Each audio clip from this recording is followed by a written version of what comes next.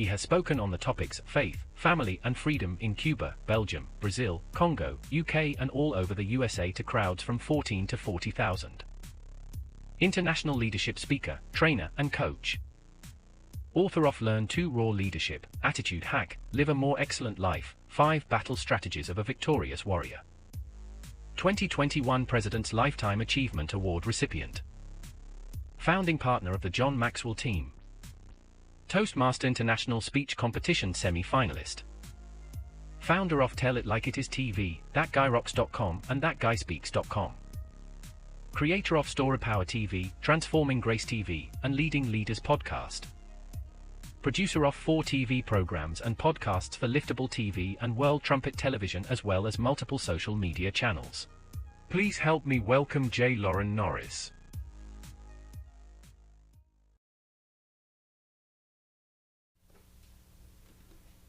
You ever watched toddlers play together when they share their toys back and forth? You ever watch that one toddler who is an only child and now they have to share toys with other kids that are used to sharing?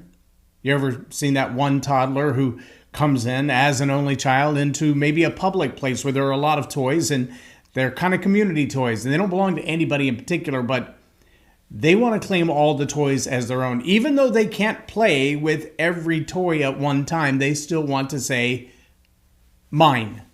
It's mine. It's my toy.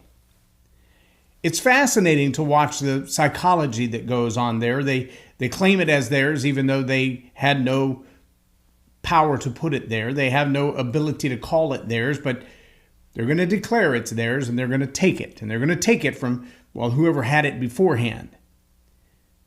We would like to think that that ends with toddlers. There's another group of people that start with T that they do the same thing. And they don't care if you built it. They don't care if you put your blood, sweat, and tears into it. They don't care if you put your equity into it. They don't care if it's been in your family for decades or centuries or generations.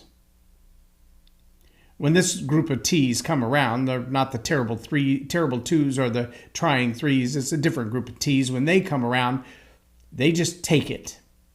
Same word though, mine. Genuine leaders have a different look at things. Individual liberty, individual responsibilities. They own businesses. They own the means of production. They also own their mistakes. They're willing to say, my bad, I did that wrong. That's what I want to talk about in this episode of Leading Leaders.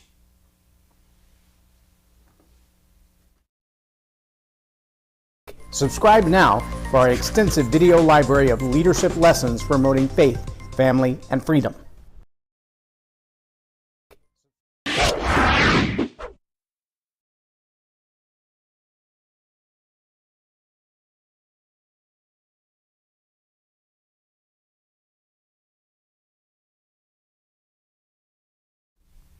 I'm J. Loren Norris with Leading Leaders Podcast, and these T's that I'm talking about, they're not the terrible twos or the trying threes. They're the tyrants. They're the tyrants, and it's funny because over the centuries of human history, they've worn different labels. At one time, they were the Caesars. The Caesars. They owned everything in Rome and everything that they could conquer. At another season in the history of humanity, it was the Vikings. And they took, and they pillaged, and they plundered, and they destroyed. And they didn't care where it started. They didn't care how long it had been in the family business. They didn't care at all. If they could claim it as theirs, if they could beat you up and take it away from you, it became theirs. It happened in the British Isles. It happened in the colonizations. It happened all over the world as T's, tyrants, decided to take over. But see, leaders have a little different view on the world. Leaders understand that with everything that they claim as their own possessions, their private possessions, their private property, their businesses, their means of production, with every one of those things they claim, there comes a whole lot of responsibility. See, nobody has rights that didn't come with responsibility. Nobody. I don't care what your parents told you. I don't care what your college professors told you. Every right you have is on one side of the teeter-totter, the seesaw, whatever you want to call it. And on the other side, responsibilities. And for you to maintain your possession of those rights, in order for you to continue to have access to those rights, well, you have to have responsibility. See, one of the fascinating things, and I've watched lots of documentaries on this, from the Congo and the French King Leopold, all the way through Che Guevara, through Chavez in Venezuela, through Castro in Cuba. When they take over, they do things like they walk in. It's ironic, too, because they feel so empowered to do so that they take the media with them. And they walk down the street and they say, oh, that's a nice building. That's a beautiful facility. Who does it belong to? Well, it belongs to XYZ. And they'll look at the tax rolls and they'll say, no, today it belongs to me. It belongs to the government. Well, we'll put it under the label of the government. Well, the people who have voted these T's into office tend to think that, well, now that it belongs to the government, we all have equal access to it. That almost never happens. Look at Saddam Hussein and all the palaces and all of the oil paintings and all of the fine arts and all the museum pieces and all the historical pieces that were collected. And they were not the people's, although they were under the auspices of the people, but the people never got to see them. Kind of like certain parts of our White House used to be the people's house. As an American citizen, you could literally walk in, take photos, wander around, see the museum pieces of our 200-plus-year-old country and get a good feel for what's there. But unfortunately, in recent presidential inhabitants, that policy has changed. But here's something else that is uniquely changed. There's a mindset. A popular past president was famous for saying, you didn't build this. You didn't build this. This isn't yours. You didn't do this. Now, the this that he was talking about was a little bit ambiguous. It's a little hard to nail down which this he's talking about. But he did go on to say that the reason you were able to build whatever this is was because of highways, which all of the people paid for, and infrastructure, which all of the people paid for, and education, which all of the people paid for. And so we as a collective have made your success possible. I can't say that that's untrue, because I've been in places in the world where all of the effort in the world will only get you so far, because policies make your success near impossible. A lack of infrastructure, a lack of roadways, a lack of transportation, a lack of public transportation, a lack of education to find the talent necessary to do the job.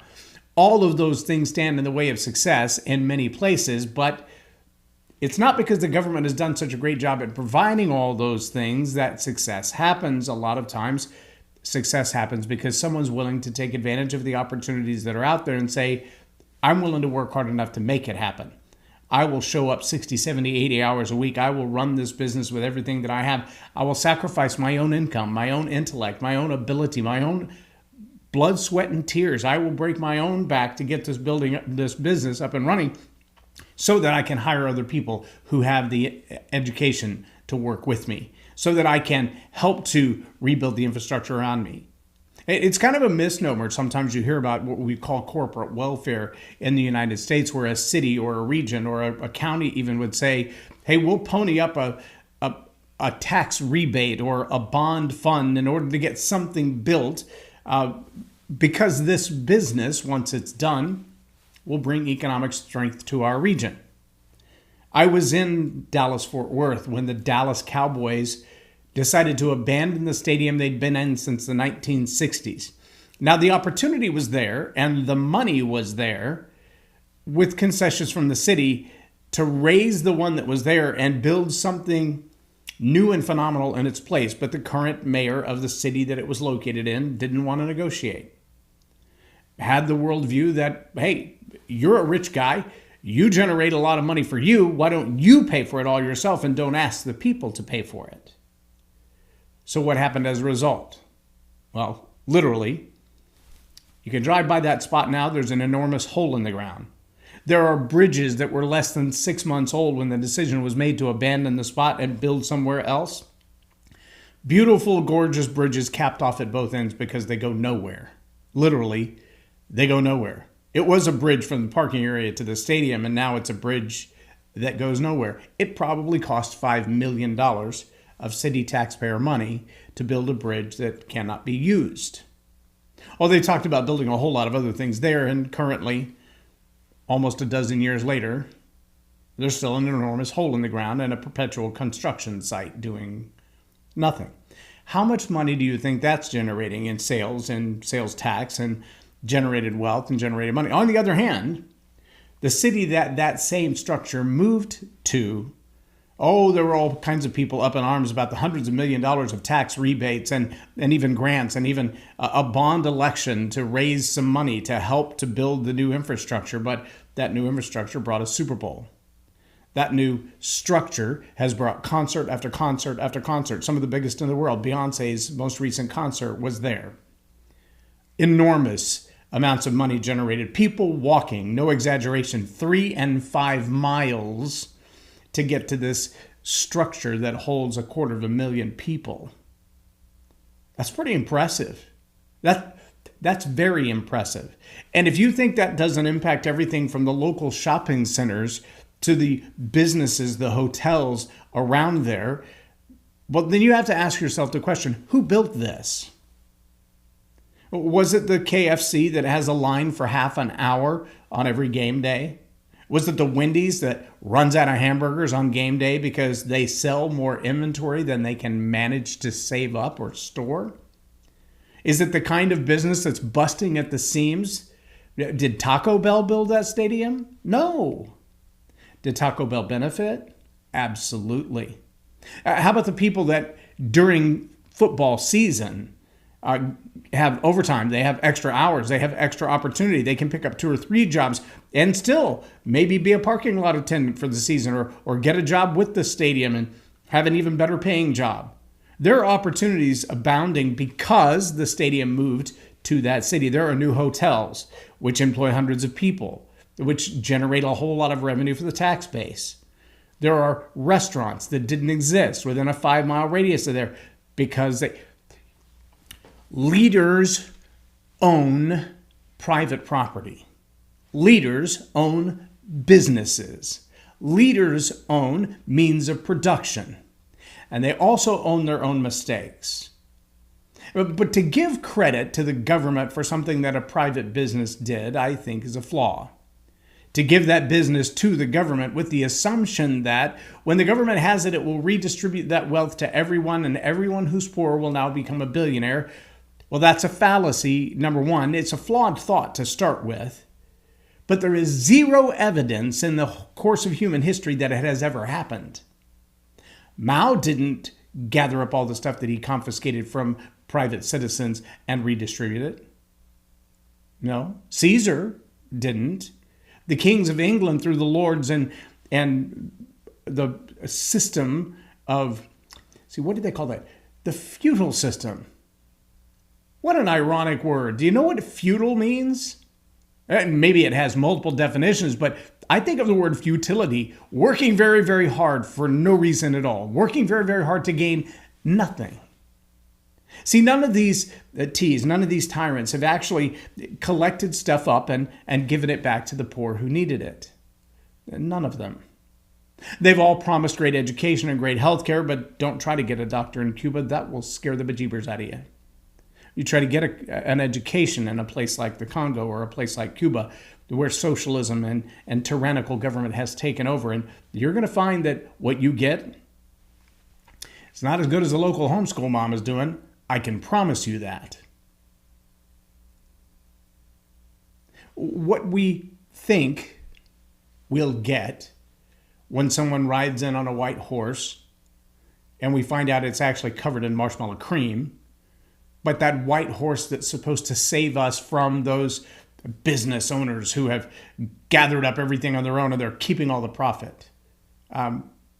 What you're getting is jobs. What you're getting is opportunity. What you're getting is proof positive that if you work as hard as they have worked, if you make sacrifices like they have made, that if you will invest your private property in the building of a business, taking your dreams to fruition, that you too can accomplish the same thing. That doesn't happen in tyrannical governments. That doesn't happen under socialism or communism because they don't believe that you have a right to own anything. In fact, World Economic Forum has already told us by 2030 you'll own nothing and you'll be happy. I don't think I'll be happy. I don't think I'll be happy if you expropriate everything that I've worked my tail off to build. If you decide that I should take whatever is in my bank account and redistribute it among my neighbors because they don't really want to work, well, we're going to have a problem with that. I'm going to have a problem with that. I'm not going to be happy about that. I might put on a smiley face and pretend to be happy, but I will not be happy about that, and I don't think you should be either. I also don't think we should continue to vote people into office that will either surrender our national sovereignty, our individual sovereignty, our personal liberty and rights to a foreign body that neither by war and captivity and victory, nor by treaty and signed documentation has the right to tell us how to live our lives as American citizens. Leaders own private property. Leaders own businesses. Leaders own the means of production, not the government. Not some foreign body in a foreign land who seems to think that they've got the world by the tail and they've got it all figured out. You know what? None of those folks were elected. None of them. Our representative government goes right across the street to the courthouse and says, here's what I think about this, and these are my elected officials. Let's have a conversation. And then those elected officials gather with other elected officials from neighbors that I've never met and said, okay, so here's what this community says, and this is what our community says, and let's figure out how we're going to make those things come together. And it's meant to work like that from the individual school board and the local county judges all the way up to the White House, that every American citizen has a voice. That's why we vote. And when the vote is tampered with, when the election process is tainted, when it doesn't matter who you elect, they're all going to do what they want to do, which is line their own pockets and make themselves rich, there's a problem. Now, there are those who have built their own businesses with a whole lot of sleight of hand of money moving around. I think of Solyndra as an organization that I believe they got some $500 million, $500 million in government funding. And the company was bankrupt in 18 months. Where did all that money go? And by the way, there is no such thing as government money. That's your tax dollars. That's not the norm for the lady across the square that runs a restaurant. She didn't get a handout from the government to build her business. She might have got a little bit of a reprieve on taxes when she started her business. She might get a few advantages because she's a woman-owned businesses. Good on you. But they didn't write her a check for $500,000 to make sure that her business didn't go bankrupt. No, she struggles every day with the price of milk and bread. It comes out of her pocket, comes out of her profit to be able to keep up with inflation. Leaders own private property. Leaders own businesses. Leaders own the means to production. And why do I say that leaders do all that? Because the minute you take ownership of your private property, you become an influencer. The minute you take ownership of your business, you become an influencer. The minute you genuinely take ownership of your means of production, which provide opportunity and products for other people, you become an influencer. But there is no influencer who has the right to do anything that doesn't also have to measure that with responsibility. So leaders own private property, leaders own businesses, leaders own the means of production, and they also own their mistakes. A leader who hires too many people and can't keep the production level up to make the profit pay for it, most of the time that leader will take the money out of their own pocket, out of their own savings to make sure that their people are paid. If not, they will close the door to their business and they will move along and start over. Some of them, I know them. I could introduce you to people who own a business and they still have a job. Why? Because they want their business to succeed. And the sacrifice they're willing to make is that I will work for somebody else to pay the bills in my house so that I can continue to pay my employees, so I can continue to invest back in my business. I don't have a problem working 2 or 3 jobs and getting a paycheck from somebody else until my business is up and running and generating enough revenue that it can be self-sustaining. Government doesn't run business like that. Government pays people $100,000 to sit at a desk and tell you, no, you can't do that because it's Tuesday and I don't feel like it. When governments all over the world, when those other tyrant titlers have decided that I'm going to take over that business, I'm going to expropriate that building, for most of them, we saw it in Venezuela when it came to oil and gas. We saw it in Cuba when it came to the food. We saw it all over the world. We saw a chicken cost more money than a wheelbarrow of the local cash could actually pay for. That's not an uncommon thing. When your interest rate and your inflation rate is 1,000,000%, the weight of the cash to buy the chicken will be more than the weight of the chicken. It's not an uncommon thing. We've also seen that not just in petroleum, not just in public works, not just in food supply, not just in supply chain, but in every micro evaluation of business run by government, it becomes bloated, too many employees, too much outflow, not enough inflow, and limited production. And almost every one of those cases, the business goes out of business. Now we have lost jobs and we have lost productivity, and whatever they were providing for the supply chain, it's gone. That's the norm when the government takes over your business. It's true in banking. It's true in transportation. Look at the metro rails. How many of you would like to ride the metro rail in D.C. or L.A. or San Francisco or Chicago?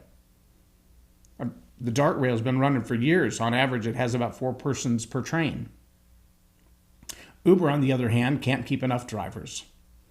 Privately owned business with a private owner who takes responsibility for their private possessions, their business, their means of production, and their mistakes.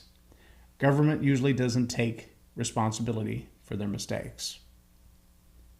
I know this doesn't sound to you like an average leadership lesson, but I'm telling you right now, there are some 20-somethings out there between the ages of, say, 18 and 25, 18 and 35, 18 and 45, for heaven's sake, some of them still living at home, who genuinely believe the government should own all business and all means of production and send them a check because they want to stay home and watch video games today and they don't feel like going in.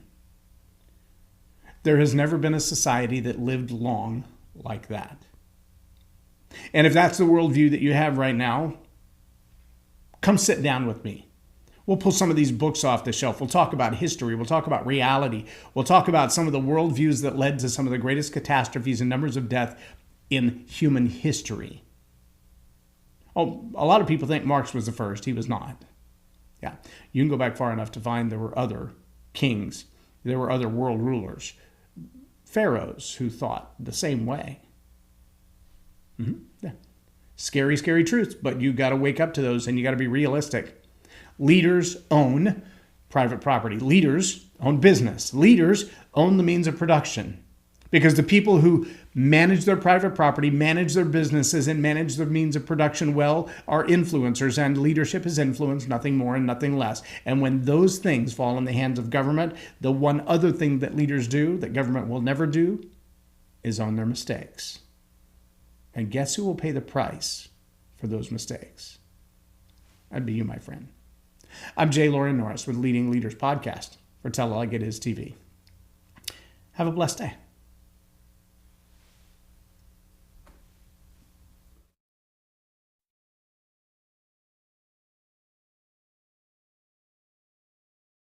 Loren is a master teacher on storytelling, and I learned so much. I'm really going to have to sit down and go back through everything, and I think I might have to have some more coffees with Loren, but it was totally worth my time, and I really highly recommend it if you're looking to grow your ministry, grow your business, grow your career. Loren will serve you well. Thank you.